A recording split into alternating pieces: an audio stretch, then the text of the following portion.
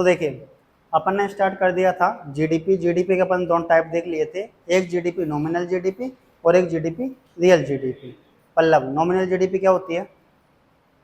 Nominal GDP वो होती है जो जैसे कि ना ट्रिलियन में आती है, डॉलर में आती है, जैसे 3.4 ट्रिलियन डॉलर। रियल जीडीपी होती है परसेंटेज में काउंट होती है। Very good. एक तो नॉमिनल थी बच्चों और एक कौन सी थी? रियल। ये दोनों प्रकार की जीडीपी अपन ने अच्छे से देख लिए, ठीक है। जीडीपी की डेफिनेशन मैंने आपको अच्छे से बता दी है कि आप बताइए।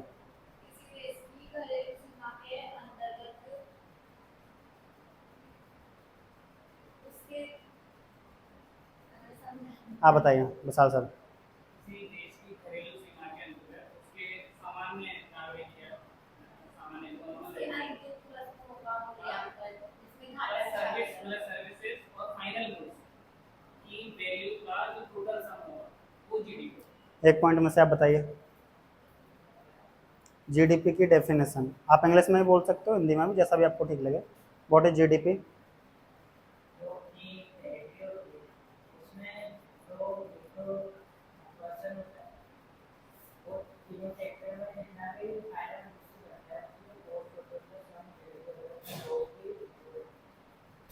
सबका थोड़ा थोड़ा गलत है, दोबारा देखो। गुस्सा में नहीं आया तुम्हें, पागल बना रहे हो।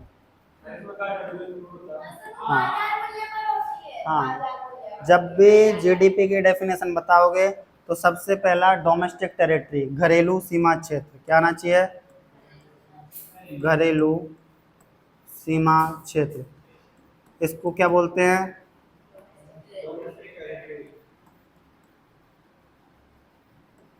डोमेस्टिक टेरिटरी, ठीक है। उसके बाद में सेकंड क्या आना चाहिए? सामान्य निवासियों द्वारा। सामान्य निवासियों, इसको क्या बोलते हैं? नॉर्मल रेजिडेंट्स, ठीक है। थर्ड नंबर का क्या आना चाहिए? बोलो। बाजार मूल्य पर, मार्केट प्राइस, क्या बोलेंगे इसको अपन? एमपी या मार्केट प्राइस,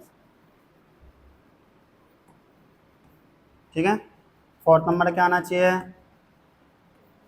अंतिम वस्तुओं का फाइनल गुड्स, अंतिम वस्तु एंड सर्विसेज, सेवाएं, इसको क्या बोलेंगे? Final good and services.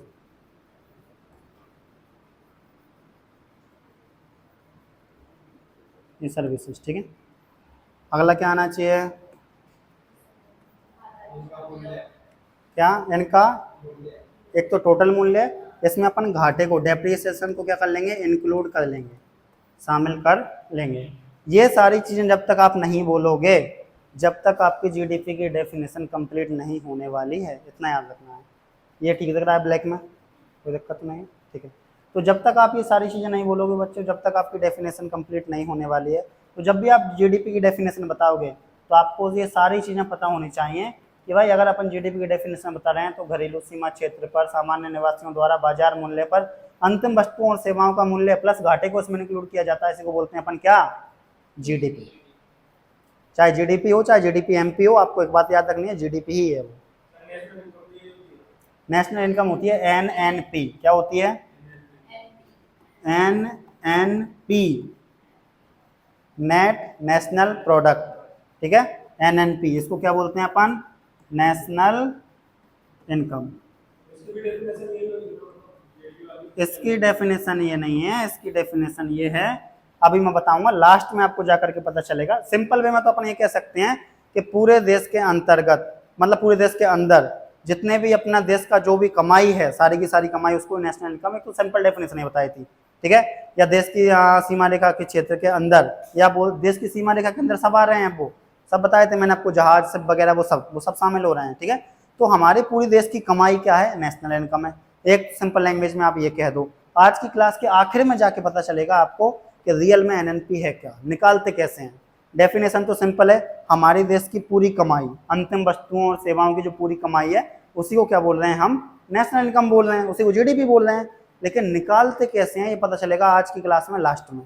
तो यूट्यूब वाले भी जितने साथी हैं, अगर आप एनएनपी निकालना चाहते हैं तो आप बिल्कुल लास्ट तक बने रहें। देखो तो इसको आपका तो बैकग्राउंड चेंज करूँ या वाइट ही रहने दूँ, जैसा आप चाहो बताओ। चुप तो नहीं रहा आंखों में ज़्यादा। हाँ तो अरे मार्केट प्राइस पर निकालते हैं इसलिए एमपी बोल देते हैं। ये लो अब ठीक है, अब कोई जीवन में दिक्कत नहीं है।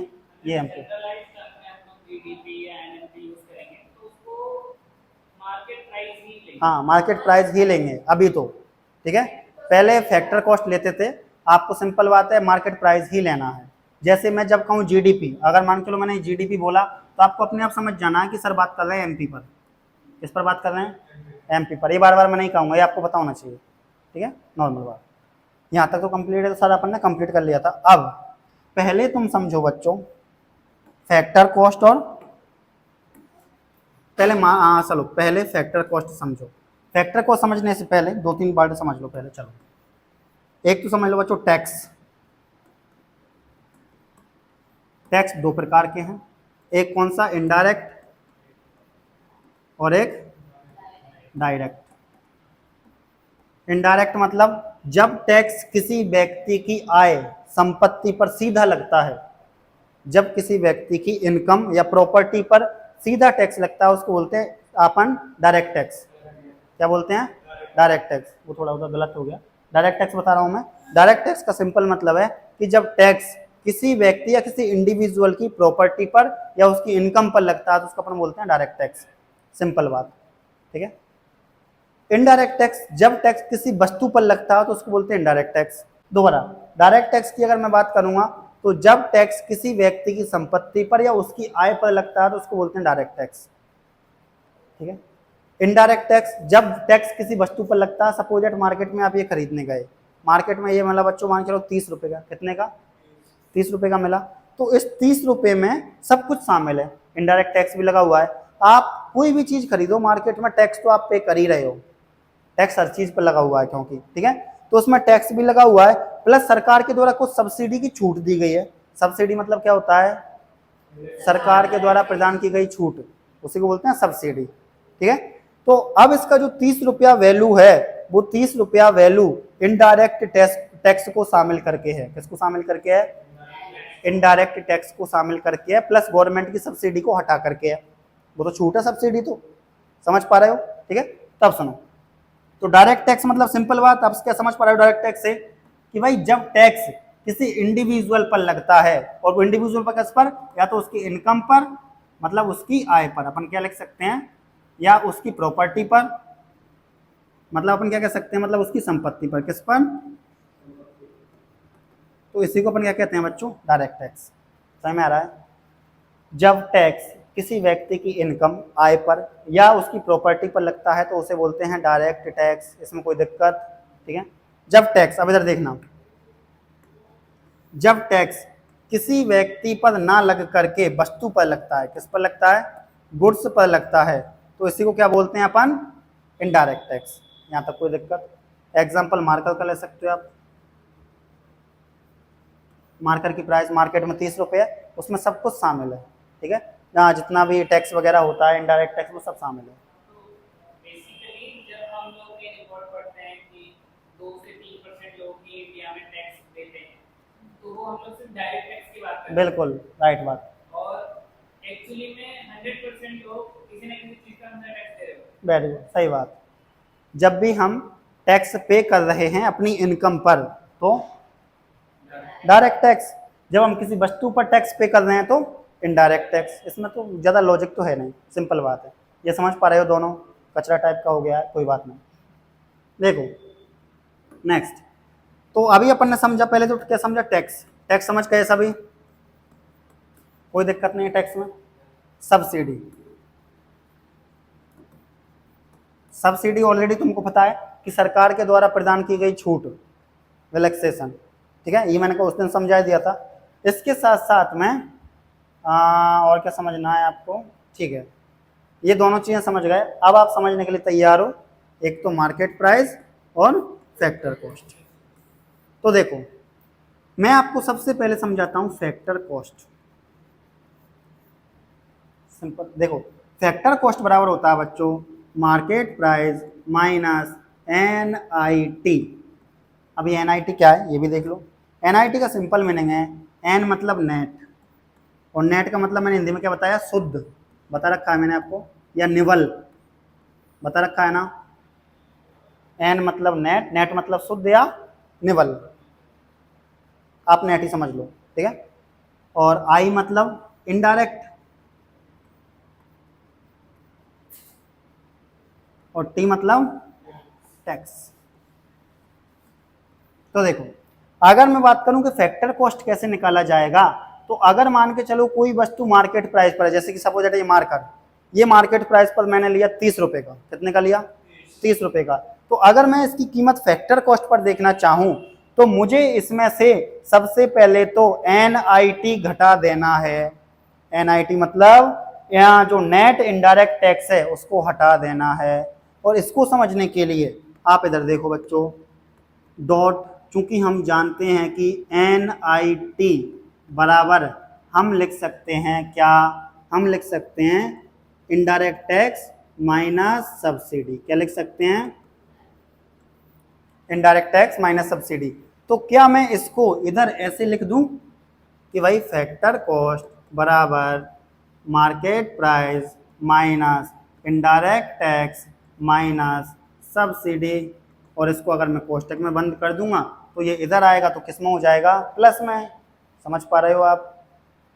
दोबारा, फैक्टर कॉस्ट, जब भी मैं फैक्टर कॉस्ट की बात करूंगा तो इसमें कोई टैक्स शामिल नहीं होगा, इनडायरेक्ट टैक्स तो बिल्कुल शामिल नहीं है। जब भी याद रखना है कि जब भी बच्चों मैं बात करूंगा फैक्टर कॉस्ट की, तो इसमें IT इनडायरेक्ट टैक्स शामिल नहीं होगा। इतनी बात समझ में आ रही है, ठीक है। अब मार्केट प्राइस की जब भी मैं बात करूंगा तो इसमें इनडायरेक्ट टैक्स लगेगा। समझ पा रहे हो, ठीक है। अब मान के चलो कोई वस्तु मार्केट प्राइस पर है ये 30 रुपए की, मुझे इसकी कीमत फैक्टर कॉस्ट पर देखनी है, तो ऑब्वियसली बात है कि भाई मुझे इनडायरेक्ट टैक्स घटाना पड़ेगा, क्योंकि इस पर इनडायरेक्ट टैक्स लगा हुआ है, तो मैं इसमें से इनडायरेक्ट टैक्स हटा दूंगा। समझ पा रहे हो, ठीक है। प्लस अगर अब बात करें कि भाई अगर मार्केट प्राइस पर किसी वस्तु की बात करते हैं तो सब्सिडी घटाते हैं, फैक्टर कॉस्ट पर बात करेंगे तो सब्सिडी ऐड कर देंगे। तो अगर फैक्टर कॉस्ट में निकाल रहा हूं तो मार्केट प्राइस में से मैंने क्या हटाया, इनडायरेक्ट टैक्स। ये इधर आएगा तो क्या जोड़ दिया मैंने, सब्सिडी जोड़ दिया। तो जब मैंने मार्केट प्राइस में से इनडायरेक्ट टैक्स हटा दिया, सब्सिडी जोड़ दिया, तो आ जाएगा अपना फैक्टर कॉस्ट। समझ में आ रहा है। मैं इसको थोड़ा चेंज करूं, देखो अगर बच्चों मान के चलो मैं बात करूं आपसे सबसे पहले कि भाई कोई वस्तु मान के चलो मैंने मार्केट प्राइस पर, ये मार्कर ही ले लेते हैं कि भाई मार्कर खरीदा मैंने बच्चों 30 रुपए का मार्केट प्राइस पर। अब अगर जब मैंने ये मार्केट प्राइस पर खरीदा है तो सिंपल बात आप समझ पा रहे हो कि इसमें IT शामिल है, इनडायरेक्ट टैक्स शामिल है। इतनी बात समझ पा रहे हो आप। जब भी हम कोई चीज़ खरीदने जाते हैं बच्चों तो उस पर टैक्स शामिल होता है, टैक्स को जोड़ करके MRP बनाई जाती है। जैसे जब भी आप कोई सामान खरीदते हो तो ये लिखा होता है ना MRP, ये लिखा होता है ना MRP, ठीक है। तो इसमें टैक्स शामिल है, क्या शामिल है, इसमें टैक्स शामिल है। और जो टैक्स शामिल है वो कौन सा, इनडायरेक्ट टैक्स है, क्योंकि वस्तुओं पर लग रहा है, ठीक है। अब सुनो, तो अपन कह सकते हैं बच्चों कि जब भी हम कोई वस्तु खरीदने जाते हैं तो उस वस्तु पर जो टैक्स शामिल होता है वो कौन सा होता है, इनडायरेक्ट टैक्स होता है, ठीक है। तो मार्केट प्राइस पर मान के चलो मैंने मार्कर खरीदा 30 रुपए का, तो इसमें क्या शामिल है, इनडायरेक्ट टैक्स भी इसमें शामिल है। और सरकार अपनी तरफ से हर चीज पर कुछ ना कुछ छूट प्रोवाइड कराती है। मतलब मैं कह सकता हूं कि इसमें से सब्सिडी घटाया होगा, कह सकता हूं ना कि भाई सरकार ने कुछ छूट दी, उसका पैसा थोड़ी लेंगे, उसको तो कम करेंगे। विदाउट सब्सिडी के मान के लो मार्केट जो मार्केट आ रहा है 35 रुपए का मान लो, ठीक है। लेकिन मान लो सरकार ने 5 रुपए की छूट दे दी, लेकिन इनडायरेक्ट टैक्स तो लग रहा है, तो सब्सिडी घट जाएगी बच्चों, 5 रुपए नहीं लेगा अपन से दुकान वाला, तो ये छूट है इस पर 5 रुपए की। समझ पा रहे हो। तो क्या अब इधर देखो, क्या मैं ऐसा लिख सकता हूं क्या कि फैक्टर कॉस्ट बराबर market price minus NIT net indirect tax, ठीक है। अगर मान के चलो अगर NIT को खोला जाए तो इसका मतलब होता है इनडायरेक्ट टैक्स माइनस सब्सिडी। समझ पा रहे हो यहाँ तक? इनडायरेक्ट टैक्स, ये फिर अच्छे से नहीं लिखा, मैं दोबारा लिख देता हूँ। मैं कह सकता हूँ इनडायरेक्ट टैक्स माइनस सब्सिडी। समझ पा रहे हो? तो क्या मैं ऐसे कर दूं, market price minus indirect tax, इसको कोष्टक में जैसे ही मैं करूंगा तो ये निकल के आ जाएगा बच्चों एफ से। मतलब अगर मुझे किसी वस्तु की मार्केट प्राइस से उसकी फैक्टर कॉस्ट निकालनी है तो मैं क्या करूंगा, उसकी मार्केट प्राइस में से इनडायरेक्ट टैक्स को घटा दूंगा। हटा दो उसको, इनडायरेक्ट टैक्स को। सब्सिडी हटाई जाती है मार्केट प्राइस में, जोड़ दी जाएगी फैक्टर कॉस्ट में। डन यहां तक? ये इधर आएगा मैडम तो ये हो जाएगा प्लस का। तो क्या मैं इसको फैक्टर कॉस्ट बराबर M P minus I T plus subsidy लिख सकता हूं क्या, कोष्टक निकालने के बाद? अभी तो बच्चों ये थोड़ी बहुत मैथमेटिक्स कम आई है, अभी इकोनॉमिक्स आना बाकी है। हाँ जितना समझ आया कि जैसे मार्केट का प्राइस 30 रुपीज, हम्म उस पे मान लेते हैं कि 10 रुपए टैक्स लगा, तो वो उसका कॉस्ट आ गया 20, लेकिन एक्चुअली में 5 अगर सब्सिडी भी है। मार्कर का प्राइस 30 रुपये है तो अगर 10 रुपये टैक्स लगा रहा तो 40 होना चाहिए ना। 10 रुपए मतलब 30 रुपए टैक्स मिला के ना मार्केट प्राइस पे। अच्छा, आप एफ पी पर निकाल रहे हो, ठीक है। हाँ, तो वो 30 रुपए, लेकिन 5 रुपए उस पे सब्सिडी भी है, मतलब ऐसा वाला, तो वो उसमें ऐड हो जाएगा। एफ सी पर। हाँ, मतलब वो ऐड हो जाएगा, वो मार्केट मतलब वो 25 का प्राइस भी आ जाएगा। F C 25। सुनो मेरी बात, सिंपल और करता हूँ मैं, और एक बार फिर से ट्राई वंस मोर। देखो, मान के चलो बच्चों कोई वस्तु है जो कि मार्केट प्राइस पर खरीदनी है, तो सिंपल है, मार्केट प्राइस में इनडायरेक्ट टैक्स शामिल होता है। ये लिख दिया मैंने बड़ा बड़ा। क्या शामिल होगा बच्चों? इनडायरेक्ट टैक्स शामिल होगा, ठीक है। सरकार के द्वारा जो सब्सिडी दी गई है वो पैसा थोड़ी ना लेगा अपने से दुकान वाला, वो तो छोड़ेगा भाई साहब, वो तो माफ़ करेगा। ऐसा थोड़ी ना कि भाई सरकार ने सब्सिडी दे दी 5 रुपये की, वो 5 रुपये भी दो, ऐसा कौन करता है? वो तो छूट है। गैस सिलेंडर भरवाने जाते हो तो जब सब्सिडी सरकार देती है तो गैस सिलेंडर सस्ता भी तो होता है। समझ पा रहे हो? तो सब्सिडी तो हटनी चाहिए ना इसमें से, मार्केट प्राइस में से टैक्स जुड़ना चाहिए। तो अगर मान के चलो मैं फैक्टर कॉस्ट निकालना चाहूँ इस मार्केट प्राइस की वस्तु से, तो मैं कह सकता हूँ एमपी में से घटा दो आप इनडायरेक्ट टैक्स और क्या जोड़ दो, सिंपल बात। ये एनआईटी में एनआईटी छोड़ो, आप केवल एक फॉर्मूला याद रखो ये, ओके। घर पे जाके 2-3 बार करके देखना, आ जाएगा। फिर भी नहीं आता है या मेरे से कोई मिस्टेक हुई, आपसे कोई मिस्टेक हुई, तो कल दोबारा सही करेंगे, पर टेंशन नहीं लेना है, ठीक है। आगे देखो, तो ये बात तो इतनी हुई है, ठीक है। अब आगे देखो,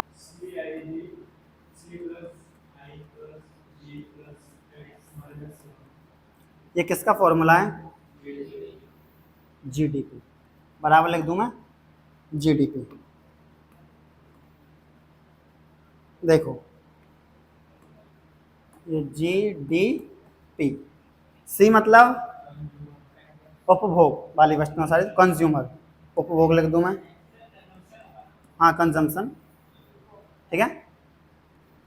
और आई मतलब इन्वेस्टर या इन्वेस्टमेंट, इन्वेस्टमेंट मतलब हिंदी में क्या बोलते हैं? निवेश, इन्वेस्टमेंट, निवेश।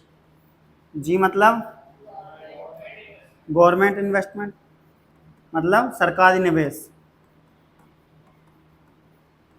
और एक्स मतलब एक्सपोर्ट, हाँ इसको हिंदी में क्या बोलेंगे अपन एक्सपोर्ट को? निर्यात।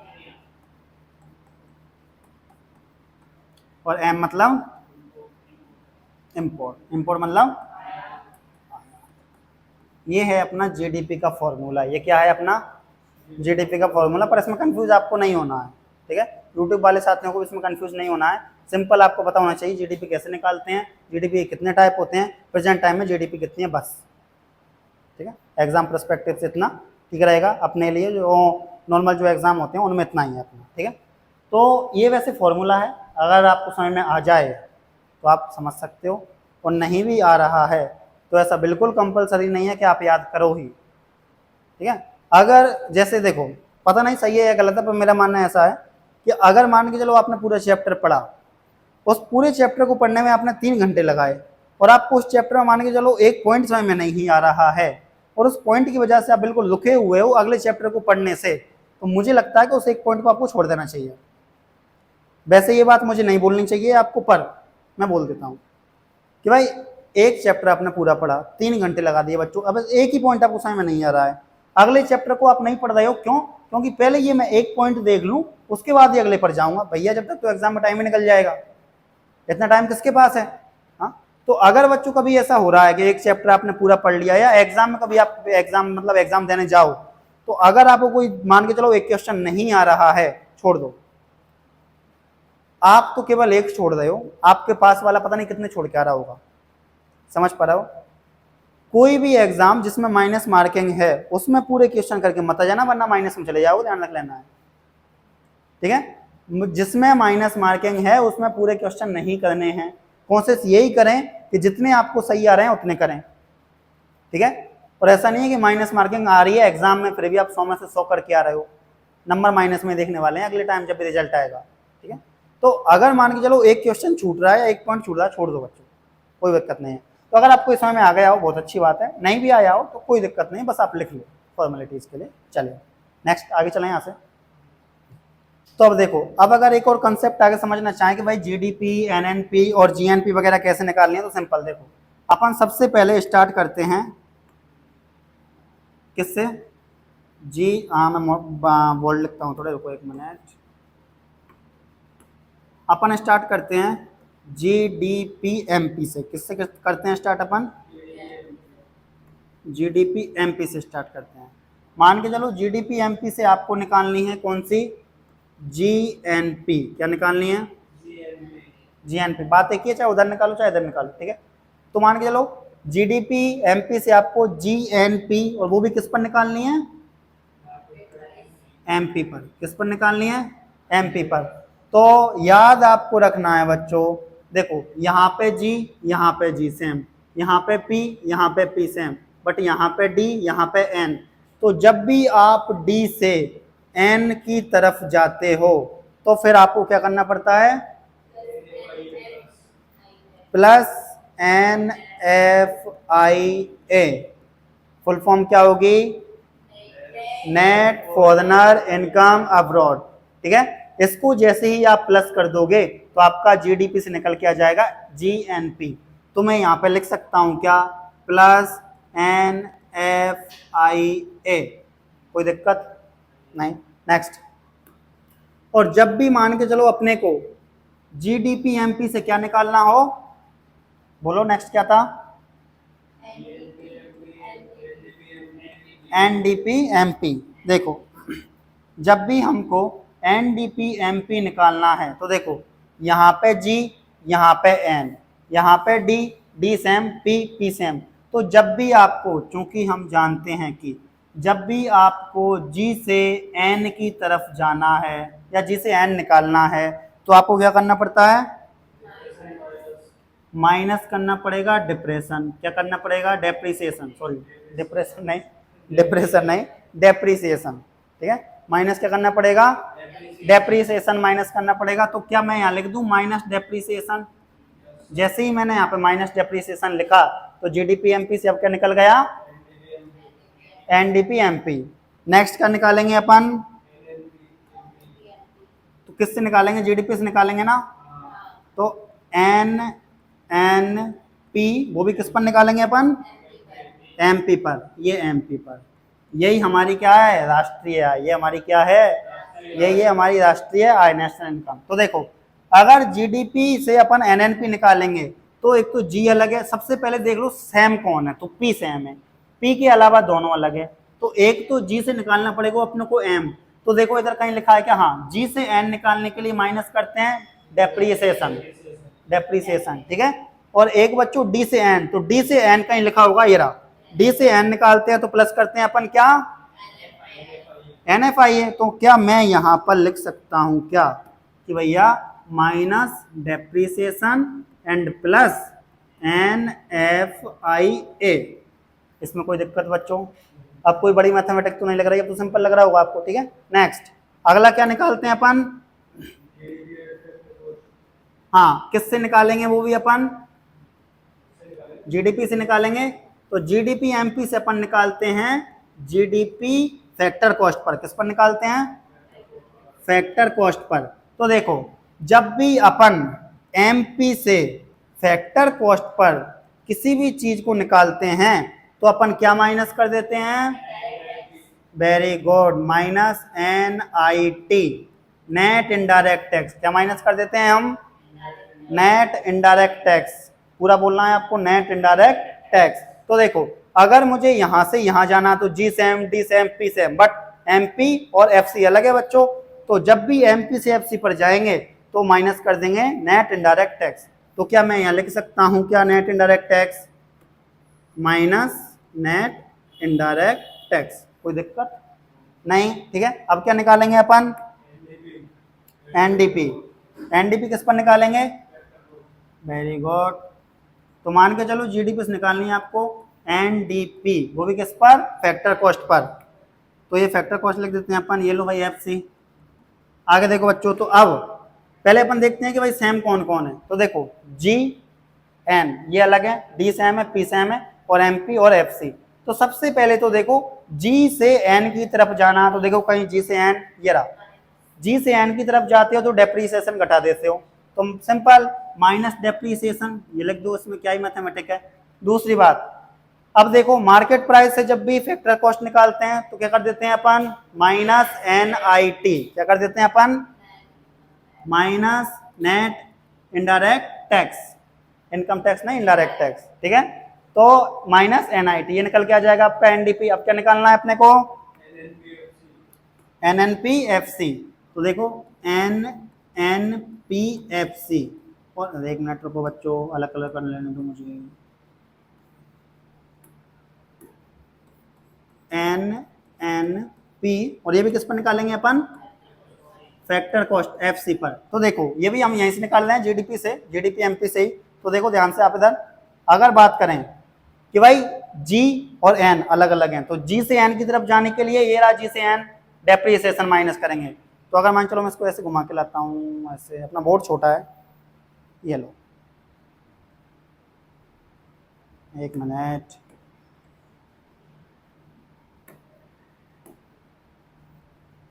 ठीक है। तो G से N की तरफ, मतलब यहां से अगर हम यहां आएंगे तो G से N की तरफ जाने के लिए माइनस डेप्रिसिएशन, इधर देखो बाद में लिख लेना। तो ये माइनस डेप्रिसिएशन कर दूं क्या मैं? समझ पा रहे हो? तो G से N की तरफ तो हम आ गए। अब D से N की तरफ, तो इधर देखो कहीं, ये रहा D से N, D से N जाने पर प्लस NFIA। तो क्या मैं यहाँ पे लिख सकता हूँ प्लस NFIA? कंप्लीट है यहाँ तक। प्लस P सेम है, P सेम है, और मार्केट प्राइस से फैक्टर कॉस्ट, मार्केट प्राइस से फैक्टर कॉस्ट पर जाने के लिए क्या करते हैं हम?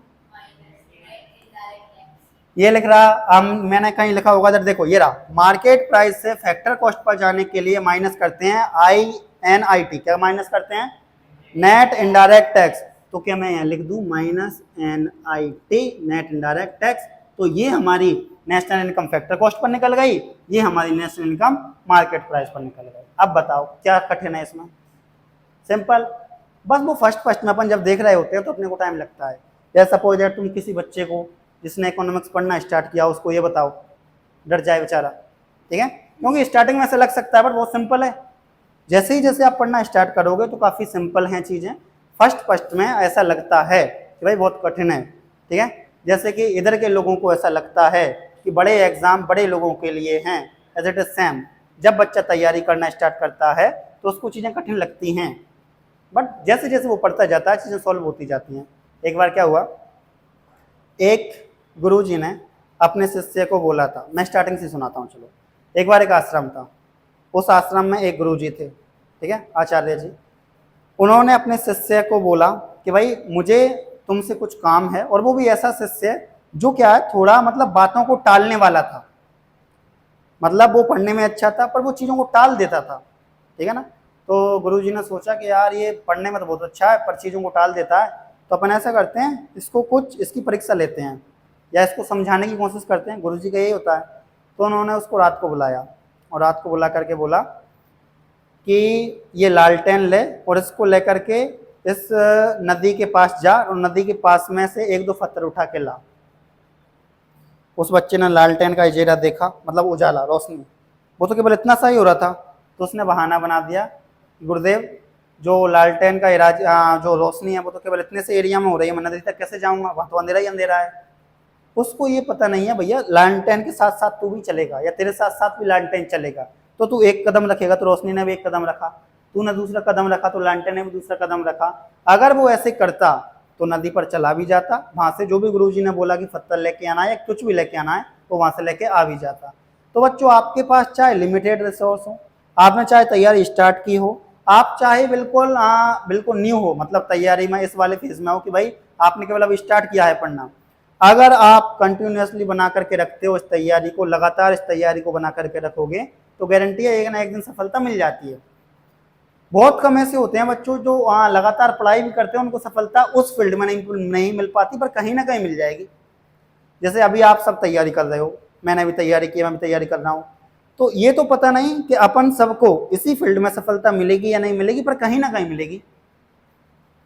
समझ पा रहे हो? तो कभी ऐसा एजुकेशन का सिंपल है, पढ़ाई कभी भी खराब नहीं जाती है, ऐसा हमारे माता पिता भी बोलते हैं, टीचर्स भी बोलते हैं, और हमको भी ये पता है, फिर भी आप नहीं पढ़ रहे हो। ठीक है, तो ये सारा समझ में आ गया क्या? कोई प्रॉब्लम हो तो बता दो बच्चों, इसमें काफ़ी सिंपल है। यूट्यूब वाले साथियों को भी काफ़ी सिंपल लगा होगा, एक बार घर पे वो करके देखोगे तो और सिंपल लग सकता है। 2-3 फॉर्मूले हैं, एक ये याद कर लो, एक ये याद कर लो, एक ये याद कर लो, हो गया सब कुछ सॉल्व, दिक्कत ही नहीं है। हाँ, उससे पहले आपको पता होना चाहिए कि मार्केट प्राइस क्या होती है और फैक्टर कॉस्ट क्या होती है, उससे पहले पता होना चाहिए NFIA क्या होता है। देखो, बड़ी चीज समझने के लिए छोटे छोटे टुकड़ों को पहले समझ लेना होता है, देन उसके बाद ही आपको चीज समझ में आती है। कंप्लीट है ये, मैं पूछ लूँ आपसे इसको रफ करके, ठीक है? तो चलिए कर दूँ रफ पल्लव, ठीक है, नेक्स्ट पेज निकाल लेता हूँ। चलो आप मुझे बताओगे पल्लव, GDP MP से मान के चलो नेशनल इनकम NNP MP मुझे निकालना है तो क्या करना पड़ेगा?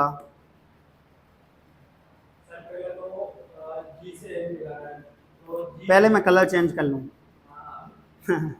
वरना ना ये तुम एक एक कलर में, हाँ अब बोलो, बताओ।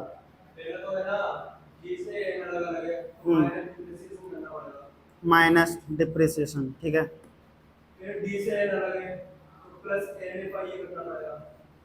तो प्लस NFIA, ठीक है।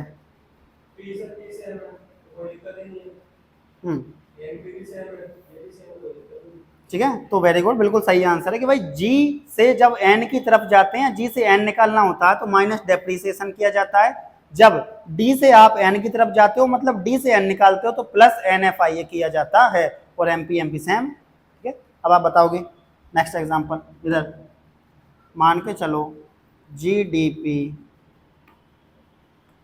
MP, ठीक है, इससे सपोज दैट मैं आपसे बोल रहा हूँ कि आप निकालिए NDPFC,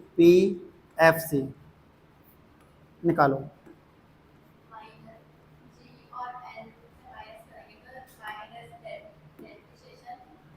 ओके,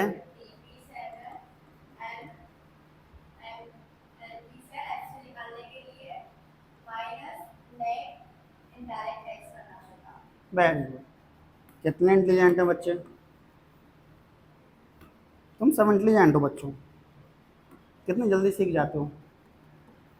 देखो सिंपल बात कि भाई जी और एन अलग हैं, तो जी से एन की तरफ जाते हैं तो माइनस डेप्रिसिएशन किया जाता है, डी सेम है, पी सेम है, इधर एमपी है इधर एफसी है, जब भी एमपी से एफसी निकाला जाता है तो minus NIT net indirect tax किया जाता। आप बताना।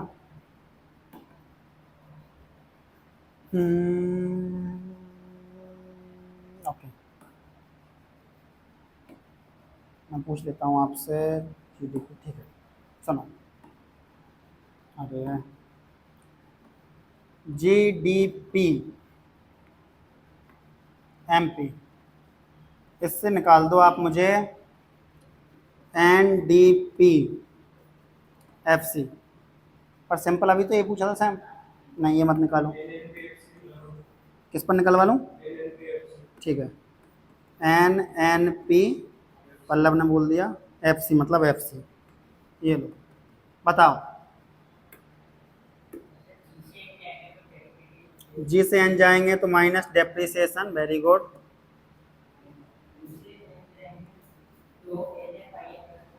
डी से एन जाएंगे तो plus N F I A, net foreign. आगे क्या था? Income abroad, very good.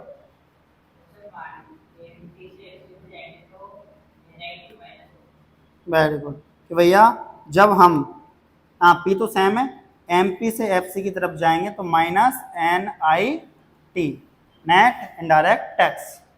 कितना सिंपल है। अब चल सर लास्ट, हाँ आप मुझे बताओ सर कि भाई G D P M P से आप निकाल दो N N P M P, बताओ।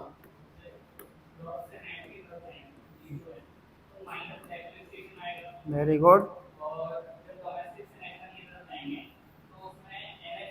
Very good. जब डोमेस्टिक से नेशनल की तरफ तो plus N F I A, okay. M P से एम पी कुछ ऐड नहीं, पी से पी कुछ ऐड नहीं, तो सिंपल ही बन गया आपका। तो अब तुम निकालना सीख गए, अब तुम सब कुछ निकाल सकते हो बच्चों।